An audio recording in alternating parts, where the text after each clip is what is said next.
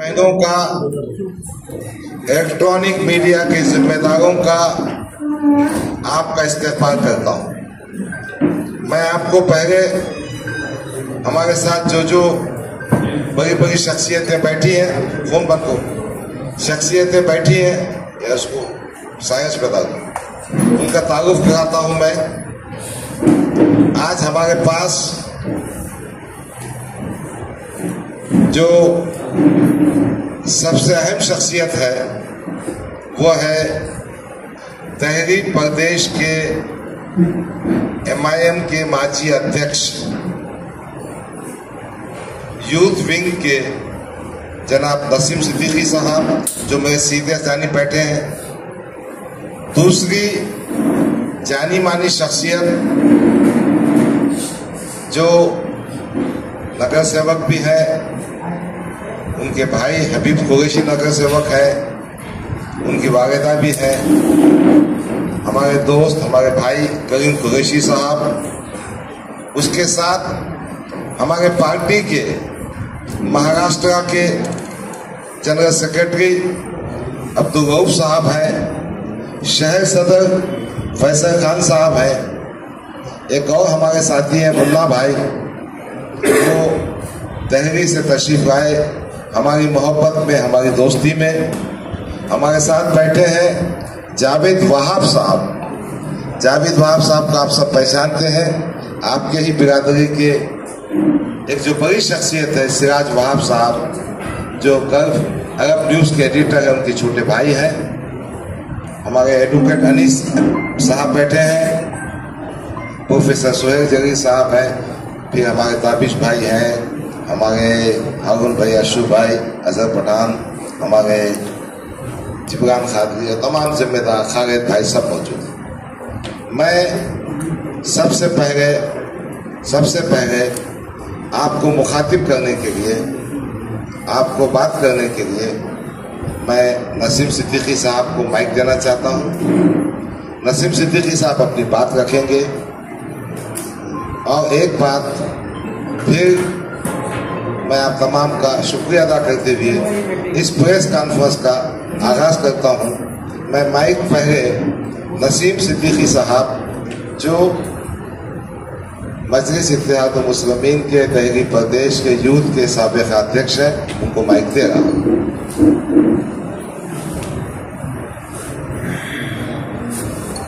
यहाँ पर तमाम जिम्मेदार और यहाँ पर print media, electronic media, YouTube channel, आप सभी लोगों को मेरा सलाम है।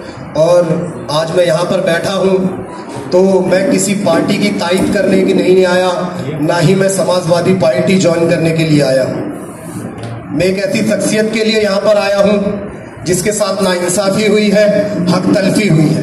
और सिर्फ इनके साथ ही नहीं, मैं आपको बता दूं अपने बारे में कि मैं 12 साल से मुसलसल मजलिस इत्तेहादुल मुस्लिमीन के लिए काम कर रहा हूं। दिल्ली की सरजमी पर न जाने कितने प्रोटेस्ट करे, न जाने कितने मजलूम मुसलमानों की आवाज उठाई, और महाराष्ट्र का कोना कोना हर जगह पर मेरे जलसे हुए, और मैं जहां जहां गया मजलिस इत्तेहादुल मुस्लिमीन को वहां पर कामयाबी मिली। मैं अमरावती में गया, मैंने अमरावती के अंदर अपने 12 कॉर्पोरेटर चुन के लेकर आए। मैं धुलिया में गया, धुलिया के अंदर हमारे कॉर्पोरेटर चुन कर आए। मैं नांदेड़ गया, मैं बीड़ गया, मैं उस्मानाबाद गया, मैं बुल्ढाना गया। उसके अलावा उत्तर प्रदेश के कोने कोने में, बिहार में, हिंदुस्तान के हर कोने कोने में जाकर मजलिस की आवाज उठाई। और अल्हम्दुलिल्लाह अवाम मेरी बात को समझ रही थी और लोगों की मोहब्बत बेपनाह मिल रही थी। लेकिन आज मैं यहां पर बैठा हूं तो मैं किस लिए बैठा हूं? ये तमाम चीजें मेरे सोशल मीडिया अकाउंट पर मौजूद हैं। मेरे सोशल मीडिया अकाउंट पर भी लोग सवाल कर रहे हैं कि नसीम भाई, आप मजलिस को कमजोर करने जा रहे हो, डॉक्टर साहब के साथ मत जाओ, मजलिस कमजोर हो जाएगी। तो मैं उनसे भी ये कहना चाहता हूं कि डॉक्टर साहब ने आज जो हरा गमछा उतार कर ये लाल गमछा डाला है, तो ये मजबूर किसने किया? आखिर मजबूरी, इन हालातों का जिम्मेदार कौन है? तो ये सिलसिला चलता रहा और मैं तमाम जगह पर मजलिस का पैगाम लेकर पहुंचा। 2019 का इंतखाबात था, डॉक्टर साहब मजलिस से इलेक्शन लड़ रहे थे, मैं डॉक्टर साहब के भी इलेक्शन में आया था, लेकिन मुझे नहीं मालूम था कि इम्तियाज जलील साहब डॉक्टर साहब से किस बात से खफा है या किस बात से नाराजगी है। मैं इलेक्शन में प्रचार करता रहा। 2019 का इलेक्शन निकला, डॉक्टर साहब कुछ वोटों से हार गए। और हारा क्या, मैं तो कहता हूं कि वो जो साजिशें थी, क्योंकि इम्तियाज जलील साहब नहीं चाहते थे कि कोई शख्सियत उनके सामने खड़ी हो या कोई नुमाइंदा औरंगाबाद से या महाराष्ट्र से जीत कर आए, क्योंकि सवाल आप लोगों को भी करना है। आप लोग मीडिया वाले हो, आप लोगों का हक है सच पूछना। 2019 में जब डॉक्टर साहब ने प्रकाश अंबेडकर साहब से युति कराई तो उसका नतीजा यह था कि इम्तियाज जलील साहब मेंबर ऑफ पार्लियामेंट बनकर आए। और जब वो मेंबर ऑफ पार्लियामेंट बन गए तो डॉक्टर साहब को लगा कि अब इसका फायदा विधानसभा में भी होने वाला है, लेकिन उन्होंने अपनी मांगे रखी 80 सीटों की। अब आप मेरे को यह बताइए कि 2019 में इंतखाबात में वो 80 सीटें लड़ने की कह रहे थे, आखिर अब क्या मजबूरी आई कि वो 16 सीटों पर रुक गए। अरे आपने अगर जमीन पे काम किया होता, 2019 में आपने 51 सीटें महाराष्ट्र विधानसभा में लड़ाई। इस बार ऐसी क्या मजबूरी जो आप 16 पे अड़े रहे? आपको तो इस बार 51 की जगह 110 लड़ाना चाहिए था। आपके पास कोई रोक टोक करने वाला नहीं था, लेकिन सिर्फ इम्तियाज जलील साहब को अपनी सियासत से मोहब्बत है। वो चाहते हैं कि मेरी सियासत बरकरार रहे, और डॉक्टर साहब को कमजोर करने के लिए उन्होंने तमाम बड़े लीडरान से, मुझे लगता है जहां तक, क्योंकि दिल्ली की सरजमी पर कांग्रेस पार्टी डॉक्टर साहब को टिकट देने के लिए आखिरी तक तैयार थी, लेकिन कांग्रेस पार्टी को भी मजबूर कर दिया कि अगर डॉक्टर गफ्फार कादरी साहब को टिकट दी गई तो मैं नांदेड़ की लोकसभा सीट लड़ता। जरा आप बताइए, नांदेड़ की लोकसभा सीट अनाउंसमेंट करने के बाद आप पीछे क्यों हट गए? आपको तो लड़ना चाहिए था। आप तो कह रहे थे कि आप औरंगाबाद के शाहरुख खान है, जहां से भी लड़ते वहां से जीत कर आते। ये सारी साजिशें इम्तियाज जलील साहब सिर्फ अपनी सियासत को बचाने के लिए करते रहे। और आपको यह पूछना है कि साहब, आपको तो औरंगाबाद की आवाम ने मेंबर ऑफ पार्लियामेंट बना दिया। अगर कोई इंसान कहीं पर नौकरी करता है तो उसको प्रमोशन मिलती है, तो वो प्रमोशन दिया और आपको पार्लियामेंट में भेजा। आपको इंतजार करना चाहिए था। अरे आपको मजलिस को मजबूत करने के लिए खुद की कुर्बानी देनी चाहिए थी। आप मेंबर ऑफ पार्लियामेंट रहते हुए फिर आपको विधानसभा लड़ने की क्या सूझी? तो मैं तो सोचता हूं अगर आप विधानसभा ये हारे तो आप कॉर्पोरेशन का भी लड़ने को लिए तैयार हो जाएंगे। तो मेरे भाई, मेरा मकसद जो यहां पर बैठने का है, मैं औरंगाबाद की आवाम को बताने आया हूं कि जो 12 साल की मेरी कुर्बानियां थी, मेरी डॉक्टर साहब से ताल्लुकात अच्छे थे और ये एक नेक इंसान है, और मेरी नजदीकियां इतनी थी कि शायद वो इम्तियाज जलील साहब को खलने लगी। और 2019 का इंतखाबात जीतने के बाद उन्हें दिल्ली का इंचार्ज बना दिया गया। और मुसलसल 5 साल से ना मुझे दिल्ली के अंदर कहीं पर पूछा गया इलेक्शन में, ना ही किसी और स्टेट में। मुसलसल इम्तियाज जलील साहब ने हर स्टेट में हर जगह मुदाखलत करके कि नसीम की आवाज कहीं पर नहीं पहुंचनी चाहिए। क्या मेरे अंदर अपने कौम के जज्बात नहीं है? क्या मेरे अंदर एहसास नहीं है कि मैं अपने लोगों तक अपनी बात पहुंचा सकूं? मुझे इस बात से भी कोई फर्क नहीं पड़ता, क्योंकि मुझे सियासत की कुर्सी का लालच नहीं है। ना ही मैंने कभी टिकट के लिए पार्टी से मुखालफत करी या टिकट मांगा, या मैंने कोई कहा कि मुझे ओहदा दे दो। लेकिन आखिर ऐसी क्या बात है जो इम्तियाज जलील साहब असद साहब के कान को भरते हैं और असद साहब इम्तियाज जलील साहब की हर बात को सुनते हैं? अरे हम लोगों ने भी ये सोचा था कि 2019 का जब इलेक्शन आएगा, मैंने डॉक्टर साहब से कहा था कि डॉक्टर साहब, जब आप 2019 का इलेक्शन लड़े तो इंशाअल्लाह मुझे यकीन है इस बार आवाम आपको चुनकर देगी। जब आप मजलिस से चुनकर आएंगे तो इम्तियाज जलील साहब की ये जो गंदी सियासत चल रही है, जो दूसरों की लीडरशिप छीनना चाह रहे हैं, हम इसके खिलाफ जाएंगे। लेकिन ये नौबत नहीं आई और डॉक्टर साहब की टिकट को काट दिया गया। आप ये बताइए मेरे भाई, ये लोग कह रहे हैं कि 10 साल हमने डॉक्टर साहब को मौका दिया। 2014 का इंतखाबात डॉक्टर साहब ने लड़ा, आप भी जानते हैं, चंद वोटों से इनको हार का सामना करना पड़ा। 2019 का इलेक्शन लड़ा, पिछली बार से ज्यादा वोट मिले, लेकिन आपको पता है कि क्या साजिशें औरंगाबाद ईस्ट में हुई। कांग्रेस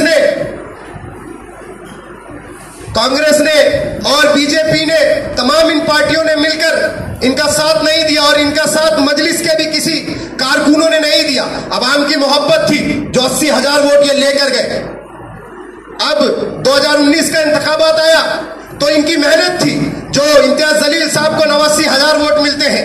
अब इम्तियाज जलील साहब के सियासत का तो वो चस्का चढ़ा हुआ है, उन्हें किसी भी हालत में कुर्सी चाहिए। वो 89,000 वोट को ये देखकर लेते हैं कि अगर मैं ईस्ट से विधानसभा सीट लड़ता हूं तो ये वोट मुझे मिलेंगे और मैं विधानसभा में चुनकर आ जाऊंगा। जरा मेरे को ये बताइए, हम लोग किसी के लिए मेहनत करते हैं या किसी पार्टी के लिए काम करते हैं तो उनका हक क्या है कि हमारी मेहनतों को जाया ना करे। अगर कोई किसान किसी जमींदार से अपनी खेत को लीज पर लेता है तो ये सोचकर लेता है कि मैं इसमें फसल उगाऊंगा, इसमें बीज डालूंगा, मैं इसकी मुसलसल हिफाजत करूंगा, मेहनत करूंगा, इस फसल को बड़ा करूंगा ताकि जब ये फसल बड़ी हो जाए तो मैं उसको बाजार में बेचकर इसका मुनाफा लूंगा। लेकिन जब जमींदार को ये लग जाए कि वो फसल बड़ी हो चुकी है और वो किसान से आकर ये बात कहे कि अब इस फसल को मैं काटूंगा, इसका मुनाफा मैं लूंगा, तो मेरे भाई वो किसान क्या करेगा? वो किसान या तो खुदकुशी करेगा या तो वो रोएगा, क्योंकि उसकी मेहनत को जो जाया कर दिया गया। तो हम लोग जमीनी तौर पर मेहनत कर रहे हैं, लेकिन जो इंसान अपनी शख्सियत को दिखाने के लिए चेहरे पे काला चश्मा लगाए फिरता है, खुद को शाहरुख खान बताते हैं, अपनी पूरे हिंदुस्तान में गुणगान गाते हैं, और जमीनी स्तर पर आकर देखें तो बताइए 5 साल ये एमएलए रहे और सेंट्रल की सीट से अगर इन्होंने आवाम के लिए काम किया होता तो ये सेंट्रल की सीट चुनते। लेकिन इनको मालूम था कि मुसलसल 5 साल इन्होंने कोई काम नहीं किया। अगर खासदार का ये इलेक्शन जीते तो आवाम को ये उम्मीद थी कि कोई लीडर हमारा अगर पार्लियामेंट में जाएगा तो हमारे मुस्तकबिल के लिए बात करेगा। लेकिन मुसलसल वो 5 साल भी निकल गए, कोई ऐसे काम औरंगाबाद के आवाम के लिए नहीं हुए। जो असद साहब, अकबर साहब ये पैगाम लेकर आए थे औरंगाबाद की आवाम से कि जो पार्टी हमारी हैदराबाद में काम कर रही है, मुसलसल हम लोग आपके लिए इत्तेहाद की भीख मांग रहे हैं। अगर औरंगाबाद में आप लोग कामयाब करोगे तो हैदराबाद की जो हम लोग गरीब मुसलमान बच्चों को तालीम देते हैं, उनके अस्पतालों का इंतजाम करते हैं, उनको फ्री में इलाज देते हैं, तो आप बताइए 10 साल की कुर्सी पर बैठकर, 10 साल सियासत की कुर्सी पर बैठकर वो एमएलए रहे, वो एमपी रहे, क्या औरंगाबाद की आवाम के मजलूम बच्चों को एक भी स्कूल मिला? क्या एक भी अस्पताल ऐसा मिला जिससे गरीब मुसलमानों का फ्री में इलाज होया जा सके? अरे सिर्फ बातें बातें बातें। और पूरे हिंदुस्तान में लोग ये सोच रहे हैं कि डॉक्टर साहब मजलिस को कमजोर कर रहे हैं या नसीम सिद्दीकी मजलिस को कमजोर करने आया है। अरे मैं अपने कायद बैरिस्टर असदुद्दीन ओवैसी साहब के खिलाफ नहीं बोलूंगा। हाँ, यकीनन वो मुसलमानों की आवाज उठाते हैं, यकीनन अकबरुद्दीन ओवैसी साहब मुसलमानों के हक की बात करते हैं और वो आवाम के लिए काम भी करते हैं। लेकिन उन्हें यह सोचना चाहिए, जिसको आप अपना सियासी लीडर मान रहे हो और जिसके हाथ में कौम के मुस्तकबिल की बागडोर दे रहे हो, क्या वो इस काबिल है जो आप वादा कर रहे हो आवाम से, वो उस बात को पूरा कर सके? तो मैं यहां पर आया हूं मेरे भाई, मेरे अंदर बहुत जज्बात है। मैं बोल रहा हूं क्योंकि मैंने सोचा था कभी शायद मजलिस का दामन नहीं छूटेगा और मैं एक जमात से काम करता रहूंगा। मुझे कोई सियासत की कुर्सी का लालच नहीं है कि मैं जाकर इलेक्शन लड़ने का कोई शौक रखता हूं। अल्लाह ने मुझे जज्बात दिए, एहसास दिए हैं, मिल्लत की फिक्र दी है और मैं इस फिक्र को लेकर हर जगह पर जाता हूं और अल्हम्दुलिल्लाह आवाम मेरी बातों को भी सुनती है। आज मैं यहां पर डॉक्टर साहब समाजवादी पार्टी से है, मजबूरी है क्योंकि इलेक्शन लड़ने के लिए एक सिंबल चाहिए होता है और इनको यह सिंबल दिया गया। लेकिन मैं आवाम से और आप लोगों के माध्यम से कहना चाह रहा हूं कि आप लोग भी आवाम के बीच में सवाल रखिए, क्या औरंगाबाद की आवाम इम्तियाज जलील साहब के 10 साल के इस कार्यकाल में खुश है? क्या आवाम के मुस्तकबिल के लिए कोई काम किया गया? सिर्फ अपना चेहरा आगे करने के लिए। आप ये बताइए, आज पूरे हिंदुस्तान में डंका पीट रहे हैं कि मैंने नामुसे रिसालत के लिए एहतजाज किया। अरे हम भी अपने नबी को मानने वाले हैं, हमारे चेहरों पे वो एहसास है, वो जज्बात है कि कोई हमारे नबी की शान में गुस्ताखी करे तो हमारे चेहरे पे मुस्कुराहट नहीं आ सकती, हमारे दिलों के अंदर नफरत का वो तूफान उठता है। लेकिन साहब आवाज देते हैं पूरे महाराष्ट्र की आवाम को। आपने आवाज दी, महाराष्ट्र की आवाम लब्बैक कर कर आपके पीछे निकले, लेकिन आपके चेहरे पे वो कोई जज्बात नजर नहीं आ रहे थे। आप बड़ी गाड़ी का काफिला लेकर तो निकले, आप सनरूफ से ऊपर बैठकर सेब खा रहे हैं, मुस्कुरा रहे, हाथ फिरा रहे। अरे क्या ये जज्बात है कौम के लिए? आप मजाक बना रहे, दूसरे लोगों को मौका दे रहे कि तुम्हारे लीडर अपनी नबी की शान में गुस्ताखी नहीं कर रहे, जबकि इंस्टाग्राम पर अपने फॉलोअर बढ़ा रहे, अपने आप को चमका रहे। अरे आवाम की खिदमत करो, हमारे अंदर दर्द है। मैंने भी बहुत सारे प्रोटेस्ट किए हैं, लेकिन मैंने कभी चेहरे पर मुस्कुराहट नहीं लाई क्योंकि मुझे पता है हमारे नबी की इज्जत हमारे दिल में क्या है। मैंने भी लोगों को गिरफ्तार किया है, करवाया है दिल्ली की सरजमी पर। मेरी तमाम चीजें मेरे सोशल साइट पर मौजूद है और अल्हम्दुलिल्लाह मेरा सोशल साइट बहुत मजबूत है। लेकिन आज लोग सवाल कर रहे हैं कि ऐसी क्या मजबूरी कि मुझे इस जगह पर खड़ा होना पड़ रहा है। तो मैं आप लोगों के बीच में आया हूं डॉक्टर साहब को सपोर्ट करने के लिए, और मैं किसी जमात के लिए तायीद नहीं करूंगा। अल्हम्दुलिल्लाह अगर जो भी मेरी पार्टी का फैसला होगा मुझे मंजूर है।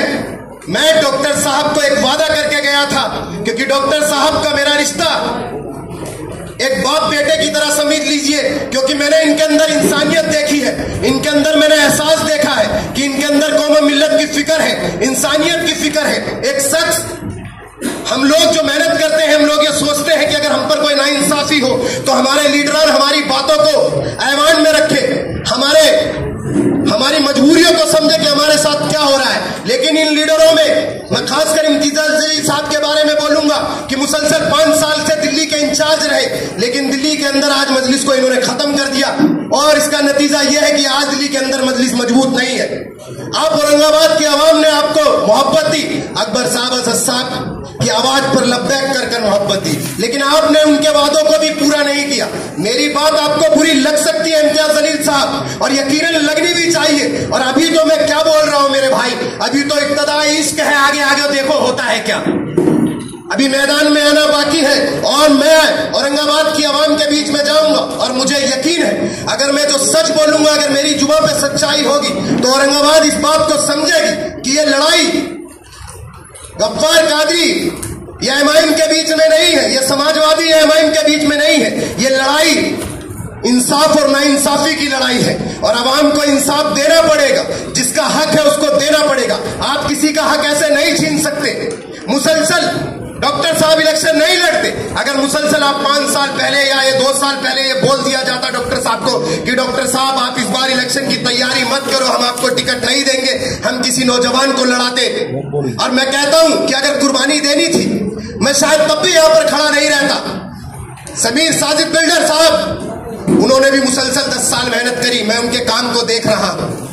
अगर इम्तियाज जलील साहब को इतनी ही फिक्र थी तो वो भी कुर्बानी देते, उनका भी हक बनता है, वो उनको टिकट दे देते, तो भी मैं समझता कि इम्तियाज जलील साहब के अंदर सियासत की कुर्बानी देने का जज्बा है। लेकिन नहीं, समीर भाई को भी लॉलीपॉप दे दिया। अब वो क्या करते बेचारे। मैं समीर की इज्जत करता, मैं समीर को समझता, समीर भाई को भी समझना चाहिए ये जो नाइंसाफी आपके साथ हुई है। इम्तियाज जलील साहब स्टेट के प्रेसिडेंट हैं, उनको पता है, और आपको तो मालूम है। आप मीडिया वाले हो, मीडिया वाले को मालूम होता है कब किसकी टीआरपी बढ़ानी, कब किसकी टीआरपी गिरानी। तो इम्तियाज साहब तो बाकायदा मीडिया में काम कर चुके हैं, और उनको मालूम है कि मुझे कब अपनी टीआरपी बढ़ानी है, कब दूसरों की टीआरपी को गिराना है। तो अल्हम्दुलिल्लाह मैं औरंगाबाद में इस बार आपकी टीआरपी को गिरा कर जाऊंगा। आपने मुझे मजलिस में कमजोर किया है, मैं आपकी सच्चाई पूरी आवाम को बताकर जाऊंगा, और यकीनन आवाम मेरी बात को समझेगी। मेरा मकसद सिर्फ औरंगाबाद में आने का यही है मेरे भाई, कि डॉक्टर साहब इलेक्शन लड़ रहे हैं। मैं आपके जरिए आवाम से भी, जब आवाम तक ये चीज जाए, और सोशल मीडिया के लोग भी जो देख रहे हैं, जो अनाप शनाप बातें कर रहे हैं, जो ये कह रहे हैं कि डॉक्टर साहब बिक गए, या डॉक्टर साहब बीजेपी को कमजोर करना है, या डॉक्टर साहब को खरीद लिया गया। अल्हम्दुलिल्लाह आप लोगों को मालूम है कि डॉक्टर साहब की शख्सियत, ये किसी दौलत या शोहरत के लिए इंतखाबात नहीं लड़ रहे। इनको मालूम है कि मेरे कौम के मुस्तकबिल के साथ खिलवाड़ हो रहा है। ये कोशिश कर रहे हैं कि अगर अल्लाह ने इन्हें कामयाब कर दिया तो ये आवाम की खिदमत कर सके। अगर ये जीत कर आ जाते, अगर ये इम्तियाज जलील साहब की तरह काम नहीं करते, तो मैं यहाँ पर बैठकर तो डॉक्टर साहब की भी तारीफ नहीं करता। लेकिन मुझे यकीन है अगर औरंगाबाद की आवाम ने डॉक्टर साहब को कामयाब करके भेजा, तो औरंगाबाद के आवाम के मुस्तकबिल का एक नया सवेरा होगा, और औरंगाबाद के मजलूम मासूम बच्चों के लिए अच्छे अस्पतालों का इंतजाम होगा, अच्छे स्कूलों का इंतजाम होगा, वो तमाम जरूरत की चीजें की जाएंगी जो एक लीडर का हक बनता है।